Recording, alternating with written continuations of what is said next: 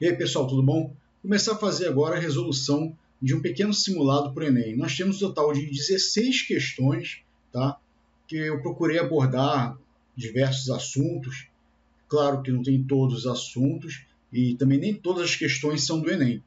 Porém, são questões similares ao Enem, ou como o Enem procura cobrar, né? Algo bem próximo da realidade da prova do Enem.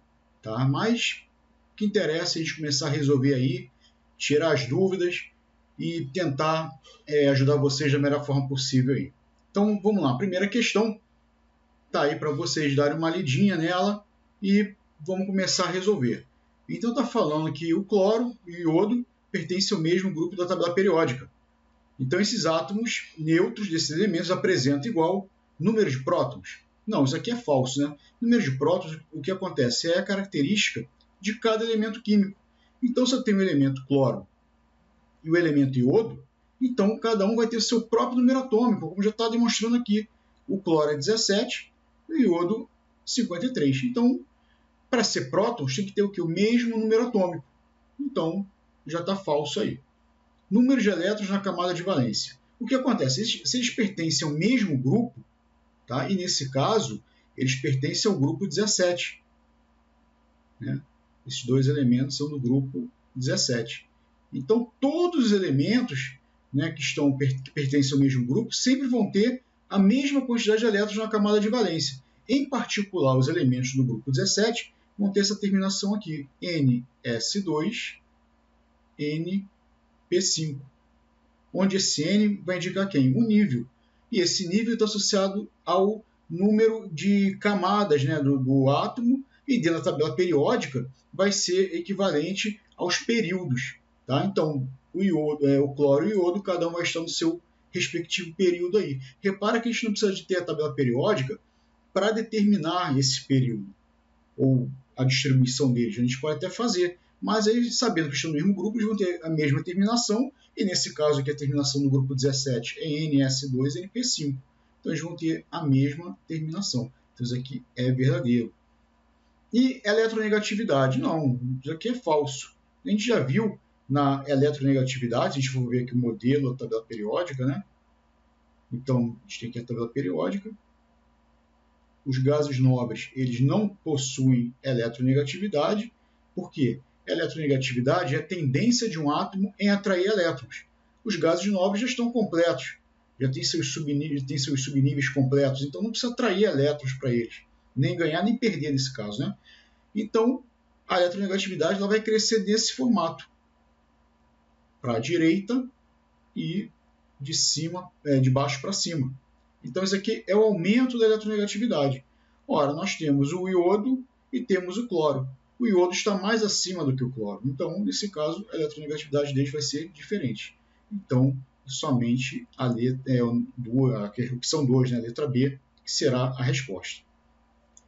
Bom, a segunda questão está falando que a figura traz o modelo da estrutura microscópica de determinada substância no estado sólido, né, e tem as 3 dimensões do espaço aí. Nesse modelo, cada esfera representa um átomo e cada bastão uma ligação química entre 2 átomos. A substância representada por esse modelo tridimensional pode ser, repara bem que nós temos 2 tipos de esferas. Essa esfera aqui preta, que é menorzinha, né, e essa esfera cinza, que é maior. Então temos 2 tipos de esferas aí. Então significa que cada esfera ela está representando quem? Um elemento químico. Tá? Então, um átomo, no caso, um tipo de átomo. Né? Então, nós temos aqui 2 elementos aqui, 2 átomos em particular. Então, dentro das opções, o diamante aqui já está fora, porque só tem carbono, então já não pode. O zinco só vai ter zinco, então também não pode. E a celulose tem 3 átomos, carbono, hidrogênio e oxigênio, então também não vai poder, uma vez que nós só temos 2 átomos aí destacados. Bom, ficou a sílica e o cloreto de sódio. O que acontece? Dentro das estruturas, né, o cloreto de sódio ele vai ter uma estrutura cúbica, né, ele vai ter a formação dele espacial na forma de um cubo. Então, não pode ser o cloreto de sódio, então vai ser somente a sílica. Tá? Então, essa representação aqui equivale à representação da sílica. Letra A. Na questão 3, ele diz que uma transformação química evidenciada pela formação de precipitado ocorre quando são misturados comprimido, efervescente e água. Não, nesse caso aqui não vai ter a formação de precipitado, vai ter a formação de gás, né, que é o CO2. Então aqui é falso. Aqui no caso, né, libera CO2. Então não pode ser precipitado. Vinagre e bicarbonato também vai ter a liberação de CO2. Gás carbônico e água de cal. Bom, gás carbônico, CO2. Água de cal nada mais é do que o hidróxido de cálcio. A cal virgem é o óxido de cálcio e a água de cal é o hidróxido de cálcio. Então, fazendo aqui essa reação, a gente faz essa reação aqui, a gente vai ter a formação de carbonato de cálcio, mais, que é um sólido, né? Mais água. O que acontece? Quando a gente faz esse experimento aqui no laboratório, a gente fica com uma solução um pouco leitosa, fica algo um pouco mais grosso, né? Ou seja, que indica a formação de precipitado. Então, é a letra C. Água oxigenada e sangue também vai ter liberação de gás, nesse caso aqui libera O2, né? Aqui no caso liberação de gás, oxigênio, e álcool comum e água é uma mistura homogênea, não tem liberação, não tem reação química, né? Então é a letra C. Bom, gente, então após a leitura da questão 4, né, desse texto, ele quer saber as afirmativas corretas sobre o chumbo. Então, diz que o elemento químico chumbo é um metal alcalino? Não, isso aqui é falso. Metal alcalino é do grupo 1. E o chumbo aqui no caso, tá? Ele é do grupo 14. Ele é um elemento do grupo 14, então é falso.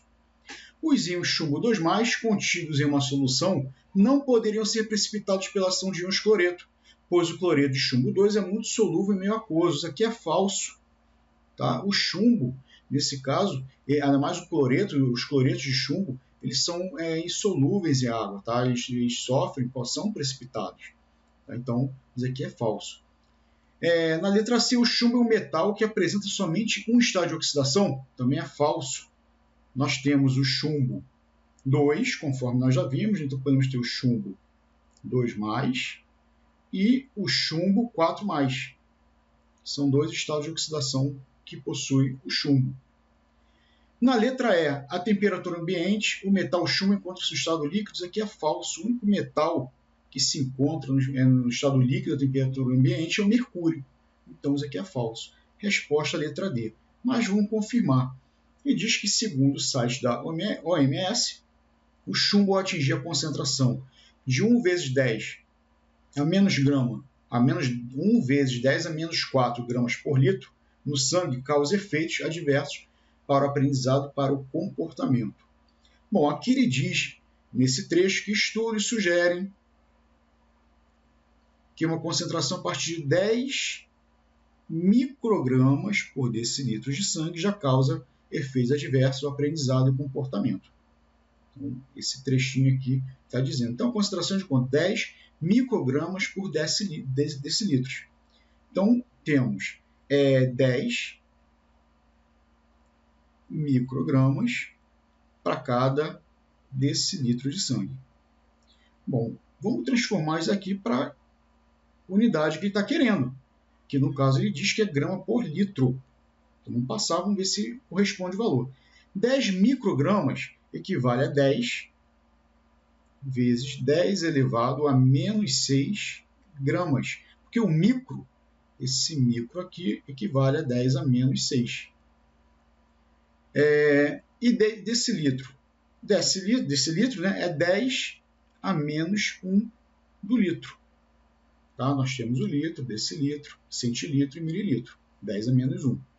Bom, fazendo aqui esses cálculos, né, nós teremos 10 elevado a menos 5. Vou cancelar aqui, né, esse 10 com menos 6, vai dar sobrar menos 5.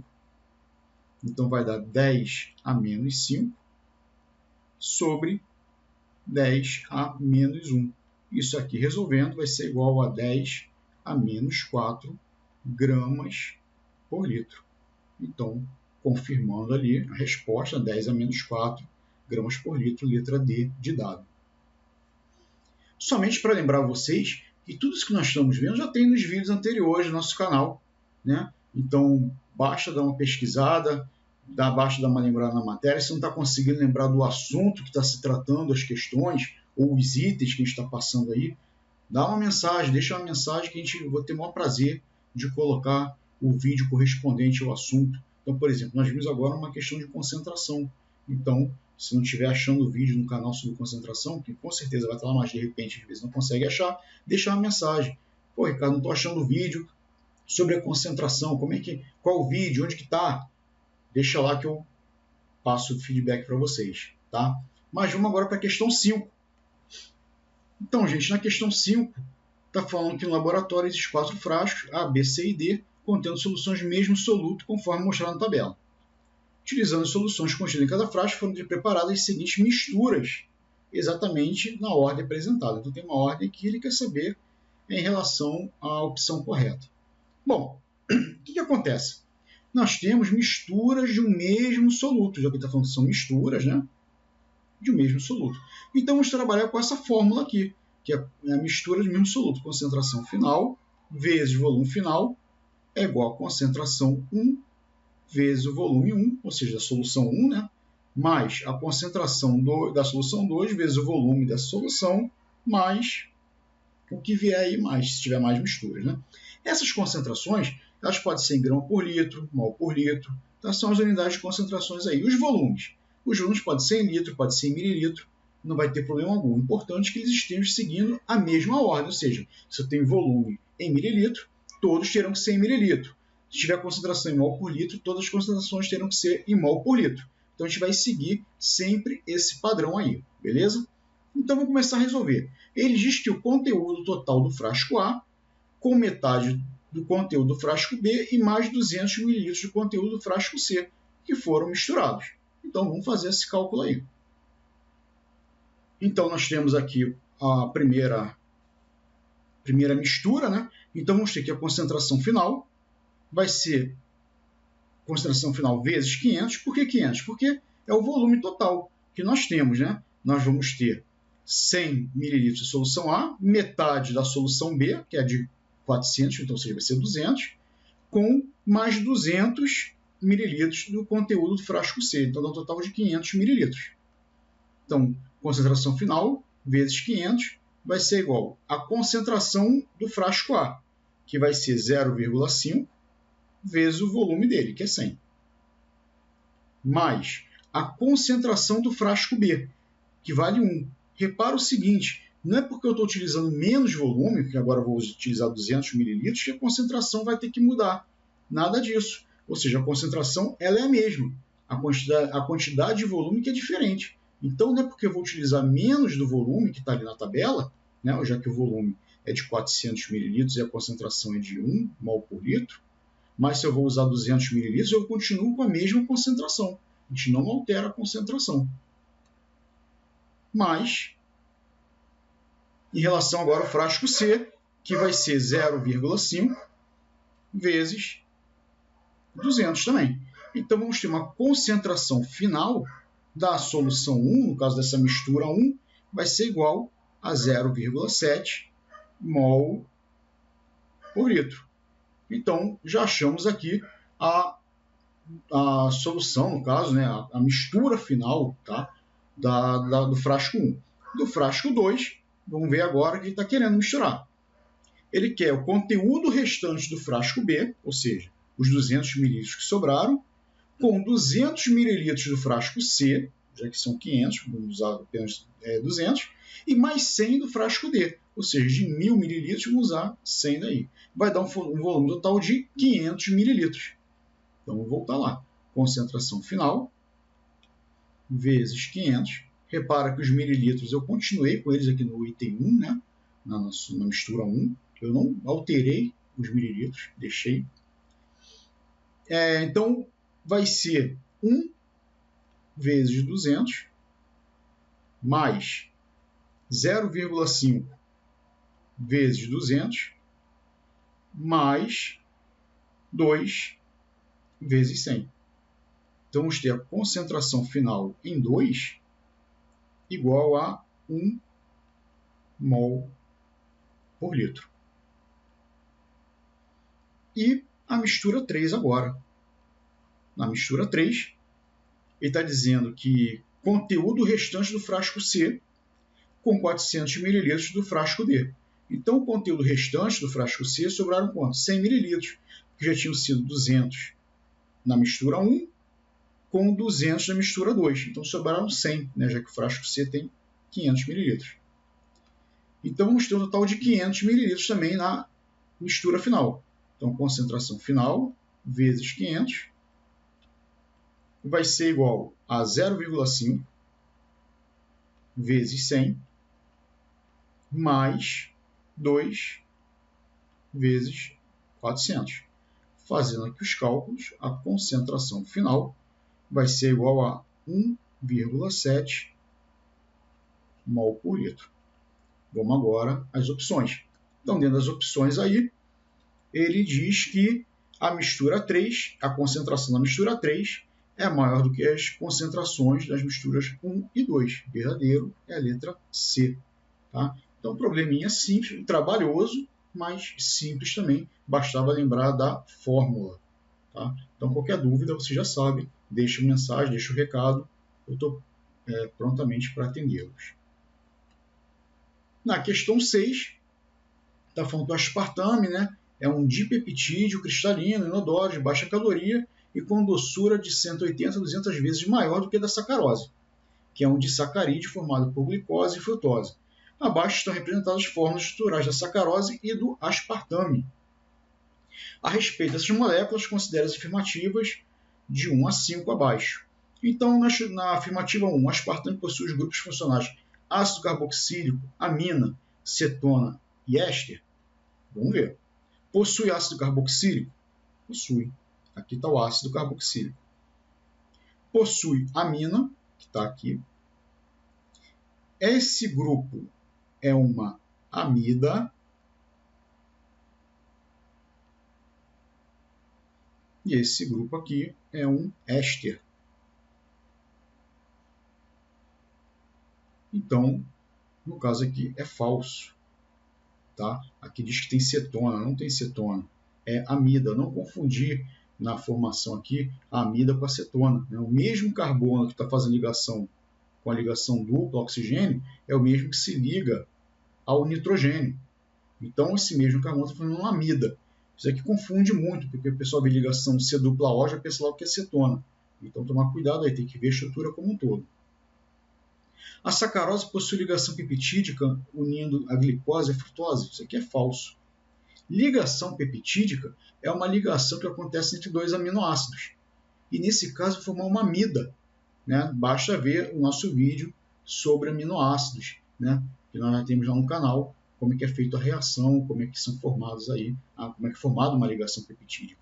Aqui nós não temos, né? Na sacarose, nós não temos essa ligação peptídica. Tá? Então, é falso. Não tem amida, né, na sacarose. Na 3, na molécula do aspartame, existe somente um átomo de carbono terciário. Vamos ver aqui, analisando aqui as estruturas, aqui é verdadeiro. O carbono terciário está aqui. Esse aqui é o carbono terciário. O carbono está ligado a 3 carbonos ao mesmo tempo. Então, só tem mesmo um átomo de carbono terciário. No 4, a sacarose é um hidrocarboneto. Poxa, é um absurdo, né? Fala que é um hidrocarboneto e coloca aqui a fórmula com oxigênio. O hidrocarboneto só tem carbono e hidrogênio. Não tem outro átomo. Então, já tem oxigênio, não pode ser hidrocarboneto. É falso. E a 5, a molécula do aspartame possui atividade óptica. Para ter atividade óptica, tem que ter o quê? Carbono assimétrico. E nesse caso, nós temos aqui sim o carbono assimétrico. Tá? Nós temos o carbono assimétrico aqui, nessa estrutura. Tá? Aqui e aqui, na verdade. Né? Nós temos 2 carbonos assimétricos. Então, nesse caso aí, é verdadeiro. Então, a resposta 3 e 5, letra E, é a opção correta. Vamos para outra questão. Questão 7. Está falando sobre as duas estruturas aqui. Né? Vamos adiantar um pouquinho. examinando as duas estruturas, examinando essas fórmulas, esses compostos, verifica-se que dois dos grupos funcionais que estão presentes no oseltamivir estão presentes também no zanamivir. Esses grupos são características de. Então, quer saber, os grupos são presentes tanto em um quanto no outro. Então, nós temos, nessa primeira estrutura, nós temos amida, temos amina, éster e cetona. Aqui nós temos amida. Opa, já bateu aí. Vamos ver se tem amida. Amida aqui na letra A.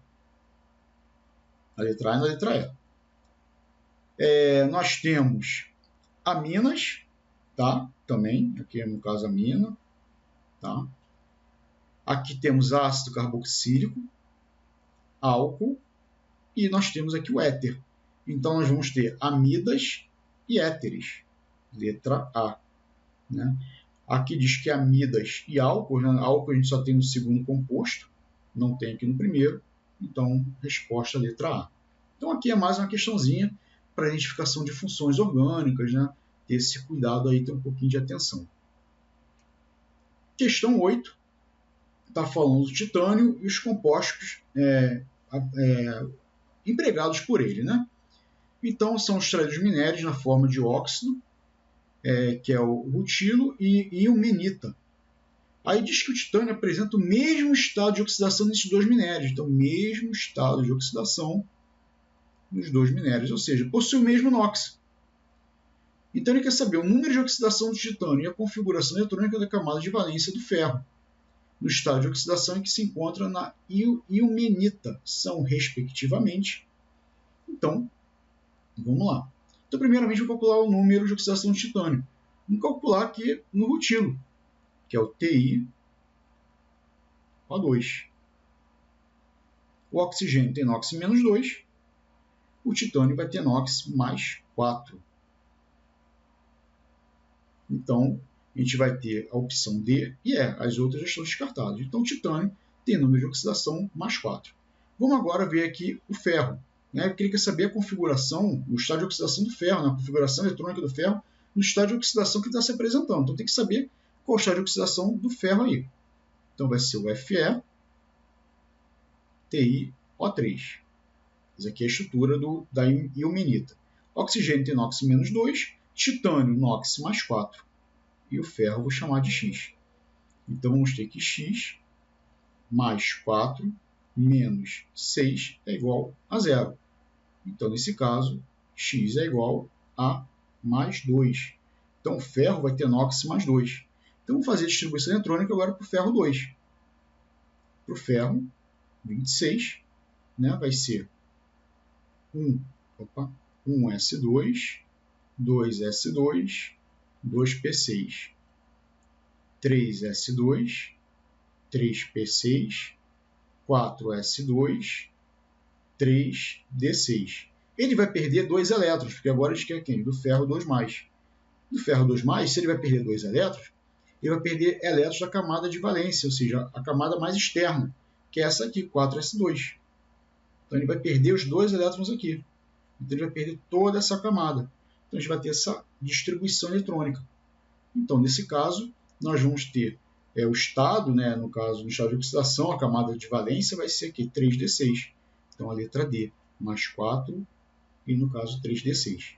Na questão 9, são 3 misturas binárias que são formadas no laboratório, descritas da seguinte maneira.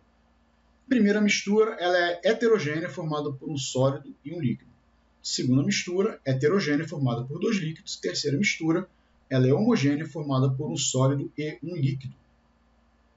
Ele quer saber os processos de separação que melhor permitem recuperar, né, as substâncias originais dentro dessas misturas aí. Bom, se temos misturas homogêneas, na primeira mistura, se ela é heterogênea, no caso, então a destilação já está fora. Então a letra C está fora. Porque a destilação simples ela serve para misturas homogêneas. Então, se a destilação simples serve para misturas homogêneas, a letra C está fora. E, nesse caso, a terceira mistura ela também é homogênea. Então, isso vai ser possível na letra A, na letra B e na letra E. Então, também a letra D está fora. Tá? Bom, Vamos agora um pouquinho de calma aí. Diz que tem uma mistura, na primeira mistura, né? Ela é heterogênea formada por um sólido e um líquido. Então, ou seja, se ela é heterogênea formada por um sólido e um líquido, a melhor maneira de separar vai ser através de uma filtração. Então, a gente já pode tirar a decantação aqui.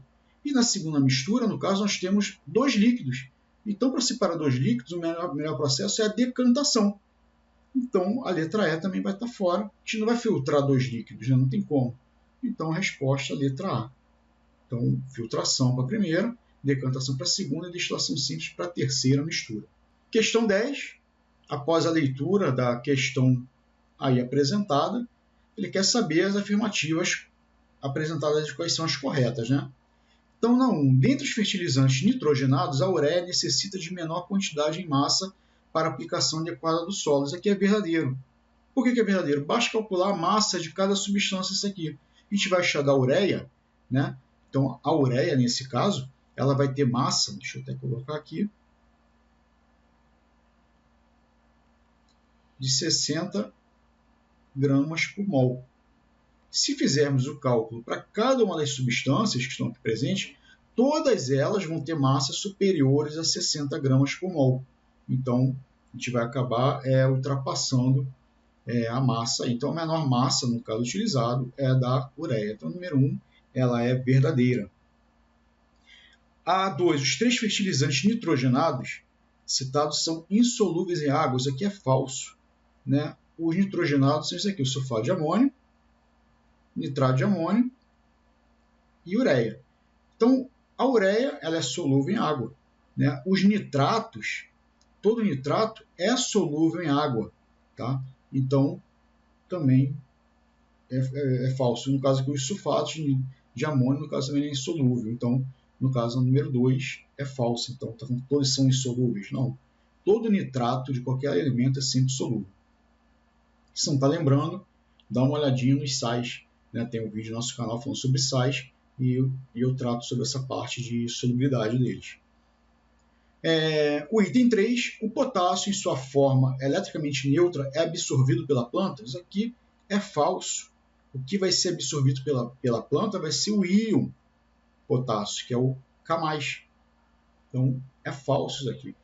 A planta vai absorver os íons, não a forma neutra do elemento químico. E no 4, o fósforo no fertilizante citado apresenta um número de oxidação mais 5. Então, o fósforo no fertilizante está aqui. O único fertilizante que tem fósforo é isso aqui. Então, vamos calcular esse número de oxidação do fósforo, né, nesse fertilizante aí. Então, nós vamos ter o cálcio, 2 de hidrogênio, H2, P, O4, 2. Esse aqui que é o fertilizante. Cálcio do grupo 2 tem NOx mais 2. Hidrogênio vale mais 1. O fósforo vai ser X e o oxigênio menos 2. Lembrando que esse 2 fora do parênteses, ele vai multiplicar, né, a quantidade aqui de cada átomo. Então, nós vamos ter aqui mais 2, mais 4, mais 2x, menos 16 é igual a 0. Então, fazendo aqui os cálculos, 2x é igual a mais 10, x é igual a mais 5. Então, ou seja, o número de oxidação do fósforo vale mais 5. Isso aqui é verdadeiro.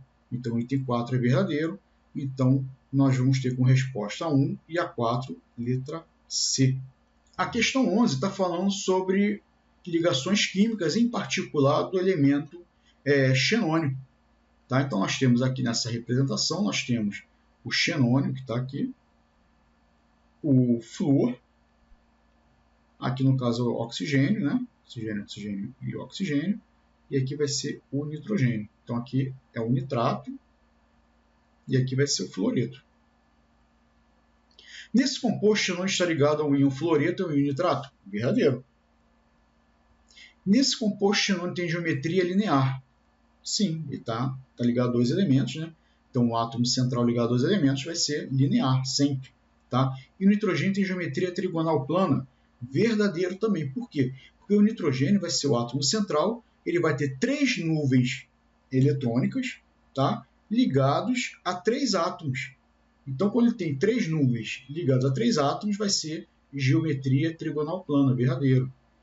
Não está lembrando dessa matéria? Nós temos também um vídeo no canal falando sobre geometria molecular. Então, dá uma lidinha lá, dá uma vista no vídeo novamente, para lembrar aí.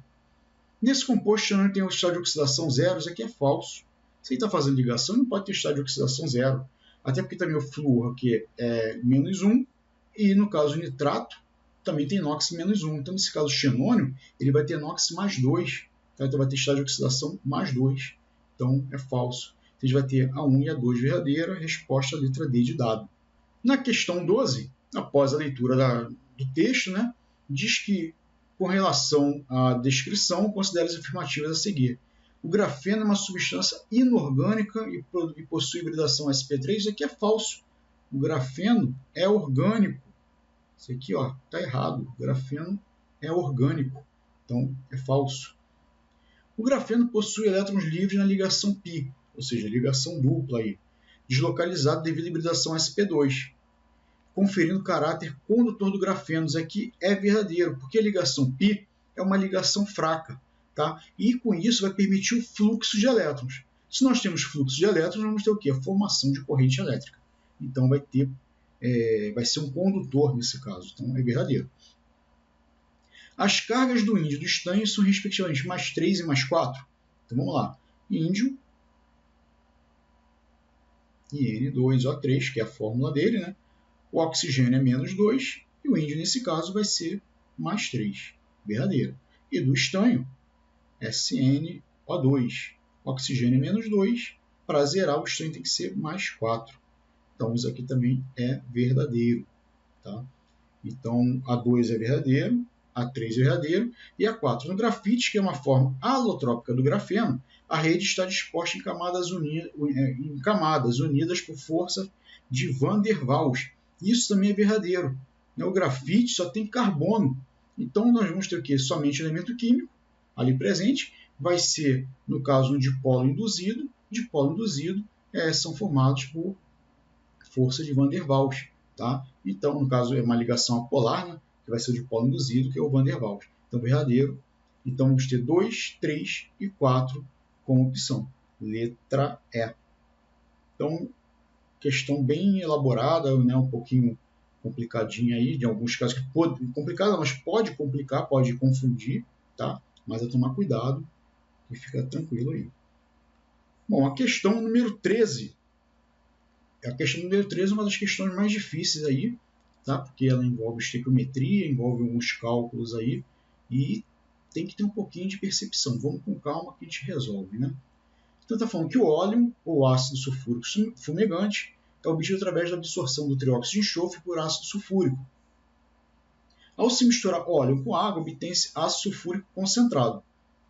Supondo que uma indústria tenha comprado 1.000 kg de óleo com concentração em peso de trióxido de enxofre de 20% e de ácido sulfúrico de 80%, calcule a quantidade de água que deve ser adicionada para que seja obtido ácido sulfúrico com concentração de 95% em peso.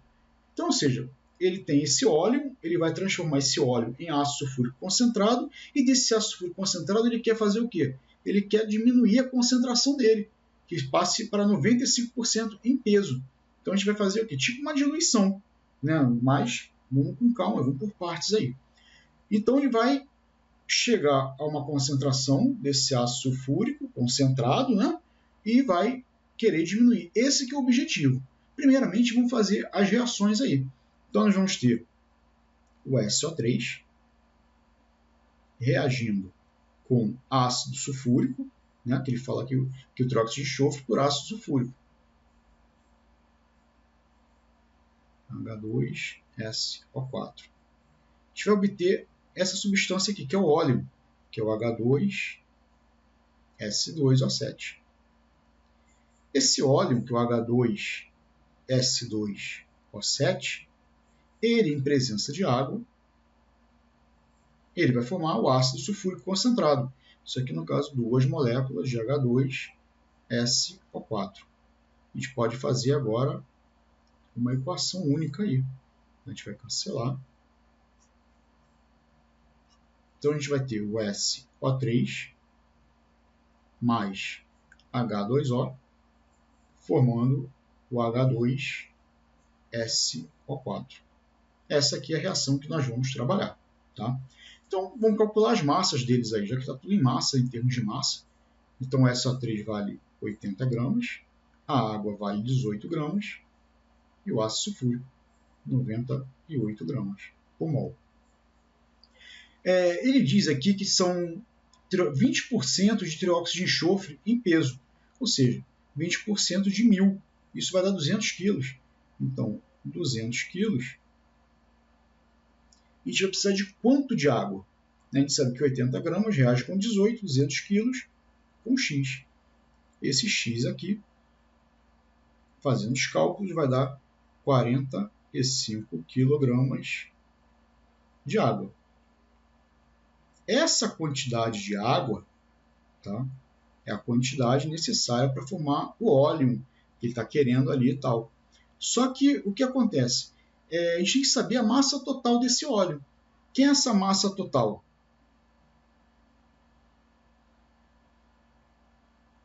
Ela vai ser os 200 quilos, mais os 800, mais os 45 de água. Então, a gente vai ter uma massa total de 1.045 quilogramas do óleo. Tá? Foi a preparação dele. Só que ele quer fazer o seguinte, isso aqui está o quê? Está como se estivesse 100% em peso. Só que ele quer que passe para 95% em peso.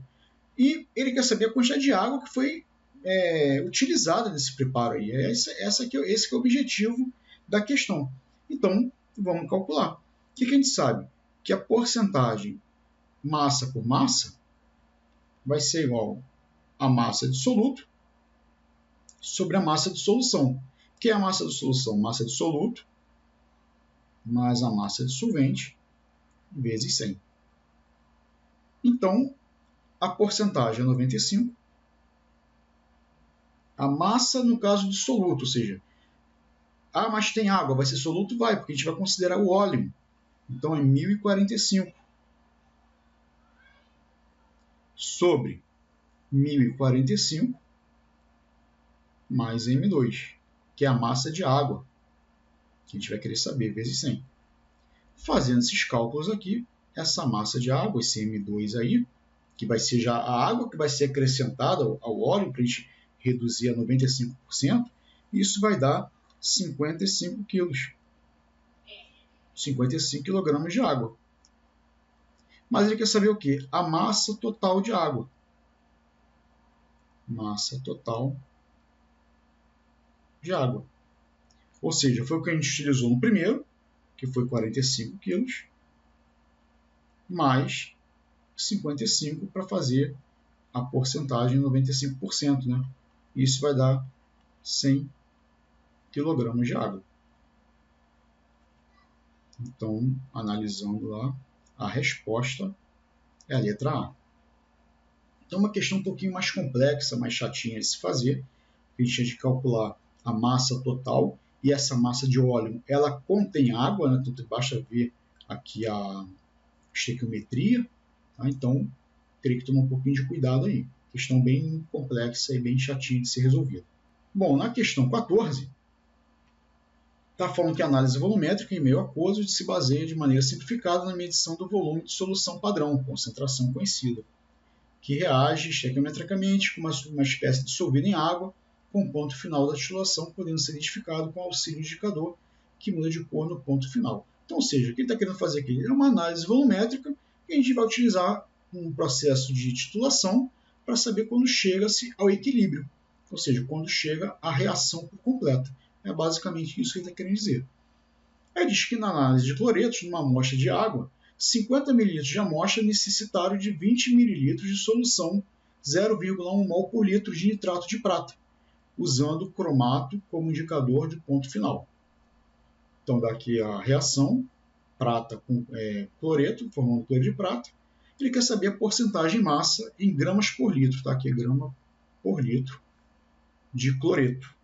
Bom, vamos primeiramente aí calcular o número de mols de prata, uma vez que nós temos 20 ml de solução de nitrato de prata com essa concentração 0,1, porque foi essa concentração, foi essa solução que foi utilizada no processo.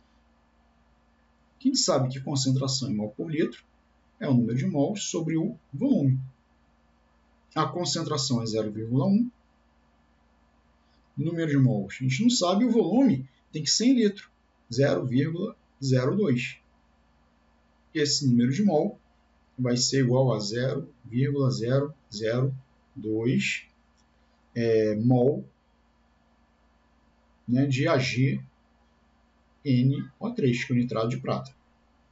Então nós já temos o número de mols de nitrato de prata. Bom, o nitrato de prata ele foi utilizado aqui no processo, mas é somente a prata que vai reagir. Então a gente vai ter isso aqui, o AgNO3 se dissociando em Ag+, mais NO3-. Ora, a proporção é de 1 para 1 para 1. Se eu tenho 0,002 mol, eu vou ter aqui de prata também 0,002 mol. E é isso que interessa. Então, ou seja, essa quantidade de prata do nitrato de prata é quem vai reagir com o cloreto. É ela quem vai reagir. Então, vamos agora fazer a reação. Então, nós temos que o Ag+, mais o Cl- vai formar o AgCl. Essa a proporção é de 1 para 1 para 1. Se aqui a concentração de prata era de 0,002 mol, a de cloreto também vai ser de 0,002 mol. Beleza. Achamos o número de mol de cloreto. Só que agora a gente tem que achar quem? No caso, é a massa de cloreto, porque ele quer uma concentração em gramas por mililitro. Então, vamos ver aqui quanto equivale. A gente sabe que o número de mol é a massa sobre a massa molar. Então, vamos ter aqui 0,002. Também pode, aqui nessa fórmula, né, massa sobre massa molar, também a gente pode trabalhar. Aqui 1 mol de cloreto equivale a 35,5 gramas. 0,002 mol vai equivaler a X. Né? Pode fazer uma regra de 3, não vai ter problema algum. Então, a massa sobre 35,5, que é a massa do cloreto. Então, fazendo esse cálculo aqui, a gente vai ter uma massa igual a 0,071 gramas de Cl-. Então, isso aqui é a massa de cloreto. Tá? Só que é o seguinte, ele quer saber a porcentagem, massa por volume. Porcentagem, massa por volume, vai ser igual a 0,071 dividido por 50. Por que 50? Porque 50 foi aqui o volume da amostra. Na análise de cloretos, uma amostra de água com 50 mililitros. Tá? E ele quer o quê? Grama por mililitro. Então não preciso nem transformar esse mililitro, já deixo aqui em 50. Já está tudo certo. Isso aqui vezes 100, porque é porcentagem, né?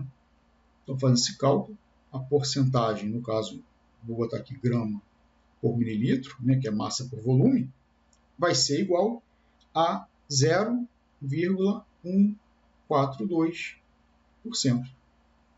Então, analisando lá, resposta letra C.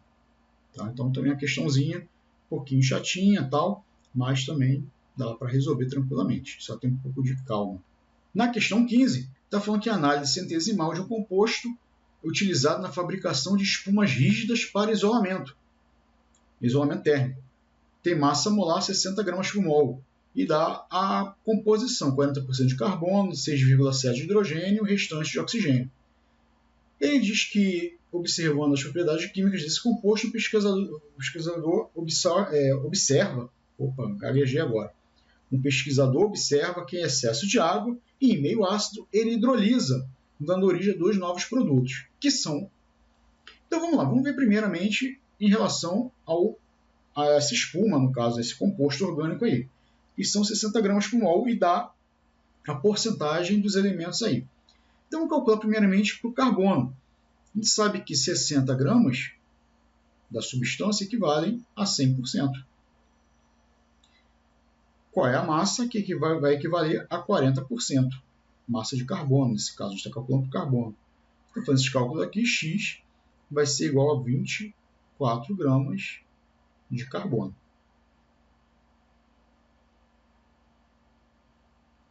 Bom, fazendo o cálculo agora para o hidrogênio. 60 gramas, 100%, Y gramas, 6,7%. Esse cálculo aqui, o valor de Y vai dar 4,02. A gente pode aproximar para 4 gramas de hidrogênio. E agora para o oxigênio. 60 gramas equivale a 100%. W gramas vai equivaler à porcentagem de oxigênio, que é o restante, que é 53,3%. Então, isso aqui vai dar 31,98, que é aproximadamente 32 gramas de oxigênio. Então, o que a gente vai ter aqui em termos de mols? Se a gente for transformar isso aqui para mol, né? Nós vamos ter 24 gramas de carbono, vai ser 2 mols, então vai ser um C2. Hidrogênio, 4 gramas, são 4 mols, H4. E oxigênio, 32 gramas, são 2 mols. Ou seja, o carbono vale 12, 1 mol de carbono vale 12, nós temos 24, temos C2. O hidrogênio vale 1, como temos 4, vai ser 4.